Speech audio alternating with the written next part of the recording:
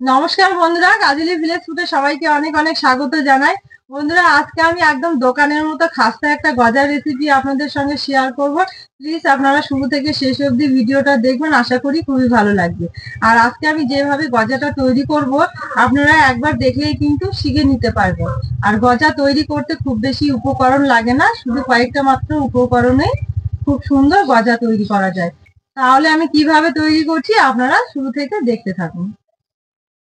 এখানে আমি 1 বাটি ময়দা নিয়েছি, এবার ময়দাটা মেখে নেব। ময়দাতে দেব আমি ঘি, আর দেব 1 চিমটি মতো লবণ। যে কোনো মিষ্টি জাতীয় খাবার তৈরি করলে কিন্তু মিষ্টির মধ্যে যদি একটু 1 চিমটি মতো লবণ দেওয়া যায়, তাহলে কিন্তু মিষ্টির স্বাদটা আরো বেড়ে যায়। আর দেব 1 চিমটি মতো ফুড কালার, অরেঞ্জ কালার নিয়েছি আমি। আপনারা এটা চাইলে দিতেও পারেন, নাও দিতে পারেন। এবার আমি সবগুলো দিয়ে ভালো করে মেখে নেব। ময়দাটা মেখে নেওয়ার জন্য আমি এখানে ঘি দিয়েছি, আপনারা চাইলে কিন্তু সাদা তেল বা বাটার দিয়েও দিতে পারেন, মেখে নিতে পারেন। আর খাস্তা গজার জন্য কিন্তু এইভাবে ময়দাটা ভালো ঝুরঝুরে মেখে নিতে হবে। এইভাবে দেখুন একটা শক্ত ডো তৈরি হয়ে গেছে। এইভাবে মেখে নিলে কিন্তু গজাটা খুব খাস্তা হয়, আর খেতেও খুবই ভালো লাগে। ময়দাটা আমি অল্প করে জল দিয়ে দিয়ে ময়দাটা ভালো করে মেখে নেব, একবারে জল দেওয়া যাবে না, জলটা আমাকে বারে বারে দিতে হবে। এবার আমি এইভাবে মেখে নেব। এই যে এইভাবে একটা শক্ত ডো তৈরি করে নিয়েছি। এবার আমি এটা থালা দিয়ে ঢেকে রাখবো আর চিনির সিরাপটা তৈরি করে নেব। চিনির সিরাপটা করার জন্য উনুন ধরিয়ে কড়াই বসিয়ে দিয়েছি, আর 1 বাটি চিনি নিয়েছি। এবার চিনিটা দেব, আর এই বাটিরই আমি 1.5 বাটি জল দেব।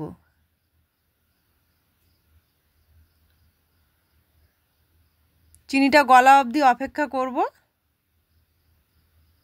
চিনিটা আমার গলে গেছে। এবার আমি এখানে 2টো এলাচ দেব।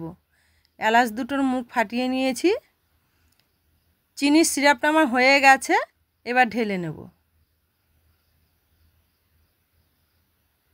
এবার ময়দার ডোটা বেলে নেওয়ার জন্য আমি এই পিঁড়িটাতে একটু সাদা তেল দেব। এটাতেও আমি একটু সাদা তেল মাখিয়ে নেব। এইভাবে এইভাবে লম্বা করে নিতে হবে। হাতে তালু দিয়ে চাপা দিলেই কিন্তু এটা লম্বা হয়ে যাবে।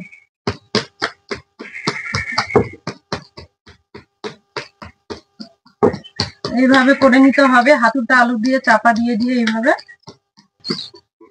আমি হাতে তালু দিয়ে চাপা দিয়ে এইভাবে লম্বা করে নিয়েছি। এবার একটা ছুরি দিয়ে মাঝখানে কেটে নেব। এবার এইভাবে এক পাশ থেকে তুলে এইভাবে জুড়ে দেব, আবার এইভাবে দিতে হবে। আবার এইভাবে হাত দিয়ে হাতে তালু দিয়ে এইভাবে চেপে দিব, এইভাবে চেপে দিতে হবে। আর এই মুখগুলো এইভাবে ভালো করে জুড়ে দিতে হবে। কিন্তু জুড়ে না দিলে হবে না, খোলা রাখলে কিন্তু পরে ফাঁকা হয়ে যেতে পারে। এইভাবে মুখগুলো ভালো করে আমি জুড়ে দেব। আবারও হাতে তালু দিয়ে এইভাবে চেপে দেব। এভাবে হাতে তালু দিয়ে বারে বারে আমি চেপে দেব। এবার আমি মাঝ বরাবর ছুরি দিয়ে কেটে নেব। দোকানে দেখবেন এইভাবেই কিন্তু গজা তৈরি করার সময় বারবার করে কেটে লেয়ার তৈরি করে নেয়, তাহলে কিন্তু গজাটা খাস্তা টাইপের হয়, আর দেখতেও সুন্দর লাগে, খেতেও কিন্তু খুবই ভালো লাগে। এবার মুখগুলো আবারও জুড়ে দিয়ে আবারও এইভাবে হাতের তালু দিয়ে চাপা দিয়ে দিয়ে লম্বা করে নেব। এই যে এইভাবে করে নিতে হবে। লম্বা করে নিয়েছি। এবার আমি ছুরি দিয়ে আবারও কেটে নেব। আবারও আমি এটা ওই পাশে দিয়ে আবারও এইভাবে মুখগুলো ভালো করে চেপে দেব। আবারও ঘুরিয়ে আমি হাতে তালু দিয়ে এইভাবে চেপে চেপে নেব।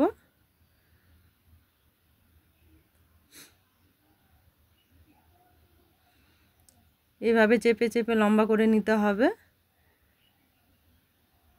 হাতে তালু দিয়ে চেপে চেপে এইভাবে লম্বা করে নিয়েছি, দেখুন এইভাবে করে নিতে হবে।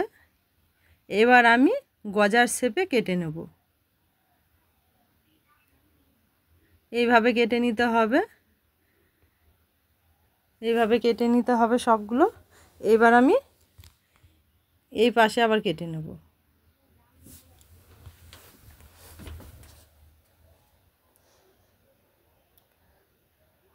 দেখুন কত সুন্দর লাগছে। এইভাবেই কিন্তু দোকানে গজার শেপ করে নেয়। একইভাবে আমি করে নিয়েছি। এই যে দেখুন কত সুন্দর লাগছে দেখতে। এবার আমি তুলে নেব এগুলো। সবগুলো আমার তুলে নেওয়া হয়ে গেছে। এই যে দেখুন, এবার আমি আবারও কড়াই পরিষ্কার করে কড়াই বসিয়ে দিয়েছি। এবার এগুলো ভেজে নেওয়ার জন্য কড়াইয়ে সাদা তেল দেব।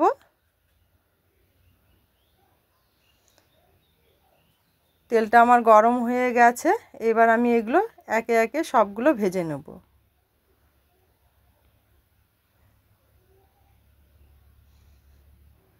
এক পাশে আমার ভেজে নেওয়া হয়ে গেছে, এবার উল্টে দেব।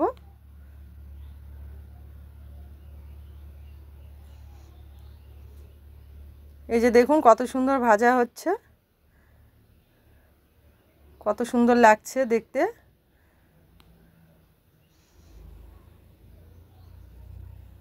সবগুলো আমার ভেজে নেওয়া হয়ে গেছে। আর দেখুন কত বড় বড় ফুলেছে। এগুলো শিরায় দিলে কিন্তু আরও ফুলবে।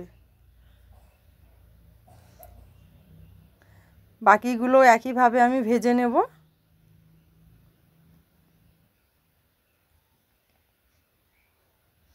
এগুলো আমি ওলট পালট করে ভেজে নিয়েছি।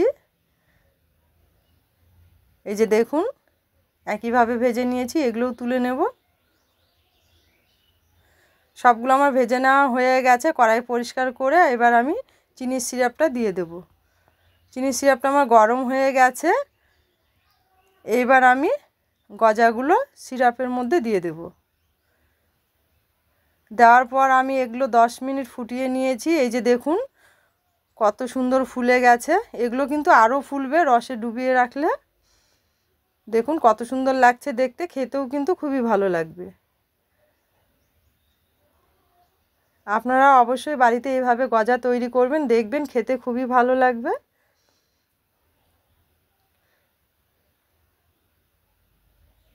এই যে দেখুন কত সুন্দর হয়েছে ফুলে। এই যে দেখুন, দেখুন বন্ধুরা অবশ্যই বাড়িতে এইভাবে তৈরি করবেন। আমার হয়ে গেছে, এবার নামিয়ে নেব।